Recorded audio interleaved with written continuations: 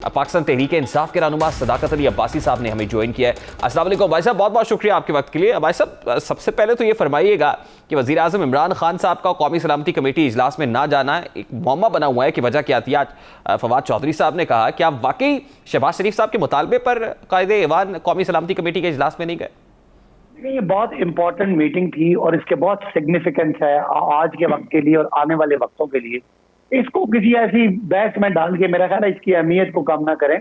वजीर आजम ने पॉलिसी बयान पार्लियामान में दे दिया था और उसमें पूरी उसकी वजूहात, उसकी तारीखी पस मंजर, उसके मुस्तकबिल के जो पॉसिबल आउटकम है वो दे दी थी। ये एक ब्रीफिंग थी, कोई मीटिंग नहीं थी, इसका कोई पॉलिसी मीटिंग नहीं थी। ये एक ब्रीफिंग थी जो सिक्योरिटी के इदारों ने और फॉरेन ऑफिस ने देनी थी, उन्होंने दी।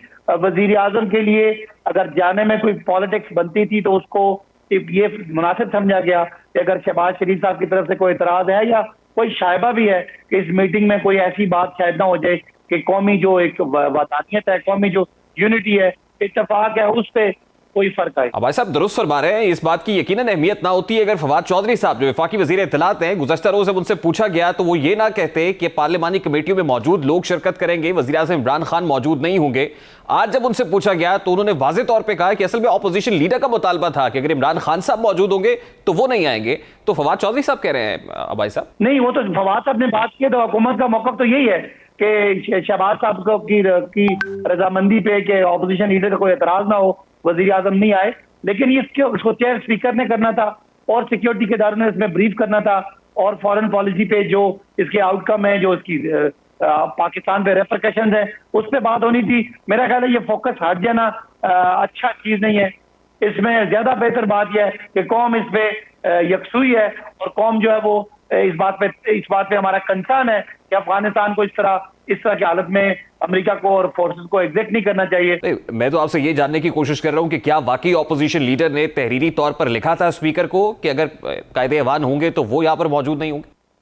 बयान यही वजह थी शायद वजीर आजम ने उस माहौल को मेंटेन करने के लिए और उसको गैर सियासी रखने के लिए वजीर आजम ने ना शिरकत करने का फैसला किया, क्योंकि ऑपोजिशन लीडर की तरफ से ये एक ख्वाहिश का इजहार किया गया था कि उसमें वो चाहते हैं कि इसको बिल्कुल प्योरली थॉरली प्रोफेशनल रखा जाए, इसलिए वजीर आजम का सियासी टच उसमें ना डालने का जो फैसला हुआ। देखिए ना अब्बास साहब, एक रोज पहले वजीर आजम ने पार्लियामान में ऑपोजिशन को दावत दी कि आए और इलेक्टोरल रिफॉर्म्स के ऊपर मिलकर आगे चलते हैं।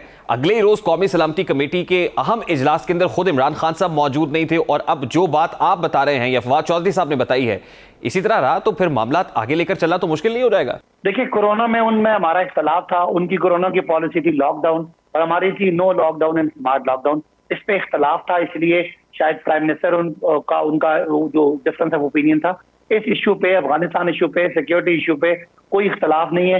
लिहाजा ये मेरा ख्याल है दो अलग मिसालें हैं और दो अलग एग्जाम्पल्स हैं। अगर वो इसको जिन लोगों ने ये कोई, मैं तो जैसे बताया, कोई यहाँ मुशावरत नहीं होनी थी, यहाँ पे वन वे ब्रीफिंग थी और ऑपोजिशन हुकूमत रोज ब्रीफिंग लेती है, वजीर आजम रोज ब्रीफिंग लेते हैं, उनको रोज अपनी एजेंसीज रिपोर्ट करती हैं। नहीं भाई साहब, देख रहा है शाहिद खाकान अब्बासी साहब ने भी कहा आज प्रेसर के अंदर, मरियम औरंगजेब साहिबा ने भी जवाब दिया कि ऑपोजिशन लीडर की तरफ से अगर कोई तहरीरी तौर पर दरखास्त दी गई है या लिखा गया स्पीकर को तो सामने ले आइए। जी, अगर आपने मरियम औरंगजेब साहिबा की प्रेस कॉन्फ्रेंस का आपने हवाला दिया, शाहिद खाकान साहब का दिया, तो उसमें फवाद चौधरी साहब जो हुकूमत के तर्जुमान है और वजीर इत्तलात हैं, उनकी तरफ से ये खबर जाहिर है कोई ऐसी अंदाजा तो नहीं है, ये खबर हुकूमत की तरफ से है कि उन्होंने इस पे दरख्वास्त की थी कि वज़ीर आज़म शरीक ना हो, तो उस पर शरीक नहीं हुए। लेकिन मैं दोबारा कहता हूँ कि उनका शरीक होना या ना होना, वज़ीर आज़म ऑन बोर्ड है, वज़ीर आज़म को ब्रीफिंग की जरूरत नहीं है। He was always already briefing किसको करनी थी? ऑपोजिशन को। तो वहाँ फॉरेन मिनिस्टर, वहाँ पे आपके ISI के सरबरा और आपके आर्मी के सरबरा और दीगर सरबराह। नहीं भाई साहब, देखिए बहुत सारे ऐसे मामलात हैं जिसपे कायदे ऐवान का, कायदे इस इख्तलाफ से बात करना जरूरी है, कॉन्स्टिट्यूशनल रिक्वायरमेंट भी है। अब नैब चेयरमैन की तौसीह का मामला आएगा तो उस पर यह कॉन्स्टिट्यूशनल रिक्वायरमेंट है कि कायदे ऐवान, कायदे इस इख्तलाफ से बात करें।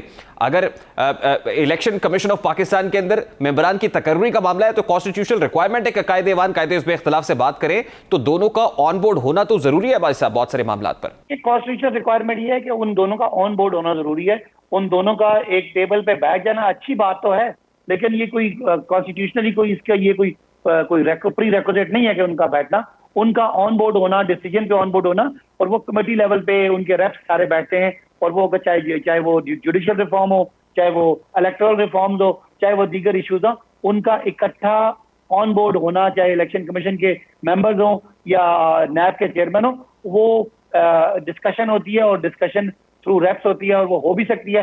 अगर कभी जरूरी समझा गया पॉलिटिकली तो ऑपोजिशन लीडर और प्राइम मिनिस्टर इकट्ठे बैठ भी जाएंगे, इसमें ये कोई इश्यू नहीं है। इश्यू ये है कि they should be on one page on policy, they may not be in one room और वन सिटिंग। नहीं, ये मिजाज आपको तक है, वो पॉलिटिकल पार्टीज हैं, उन्हें थोड़ी बहुत इसमें सियासत करनी है, उनको इजाजत दी जाए कि वो सियासत करें। बाकी इलेक्टोरल रिफॉर्म पे मेरा ख्याल है कि वो भी शायद टॉप लेवल पे मीटिंग ना हो, वो भी नीचे कमेटी लेवल पे मीटिंग होगी और टॉप लेवल पे उसको एंडोर्स किया जाएगा।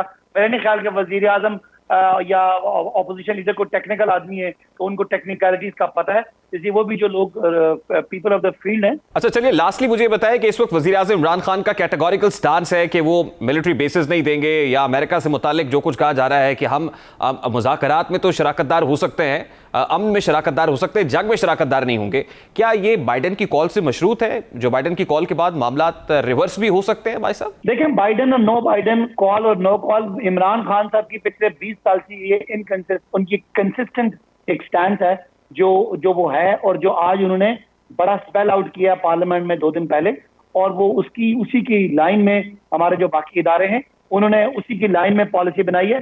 बाइडेन की कॉल आना ना आना मेरा ख्याल है इर्रिस्पेक्टिव ऑफ, पाकिस्तान ने अपना पॉलिसी बयान दे दिया है तो हम अमन में अपना कंधा देने के लिए तैयार हैं, लेकिन किसी एक फरीक को या किसी जंग में हम कभी भी अपने आप को शरीक नहीं करेंगे। बड़ा वाज़ेह पैगाम दिया है कि पाकिस्तान की रियासत ने जो माजी में गलतियां की थी वो गलती दोबारा नहीं दोहराई जाएगी, और वो अमेरिका से हम अच्छे ताल्लुकात के ख्वाह हैं, अमेरिका एक सुपर पावर है और उसकी वो है, लेकिन हम अपने आप को, अपने अड्डों को, अपने रिसोर्सेज को किसी पड़ोसी मुल्क के किसी कॉन्फ्लिक्ट में हम पार्टी नहीं बनेंगे, हम कॉन्फ्लिक्ट रेजोल्यूशन में पार्टी बनने के लिए तैयार है। ये बड़ी वाज़ेह लाइन है, मेरा ख्याल है अमेरिकन को भी इस बात का पता है, और पाकिस्तान ने जो नुकसान किया $150 अरब का और अपने 1 लाख के करीब जानों का, मेरा ख्याल है उसका इदराक उसको होना चाहिए, और माजी की गलतियां हमारी थी, आज की रियासत जो है उसने कंबाइन फैसला किया है, और अब ऑपोजिशन भी हमारे ऑन पेज पे है कि जो हुकूमत का फैसला। बहुत बहुत शुक्रिया भाई साहब। सदाकत अली अब्बासी, पाक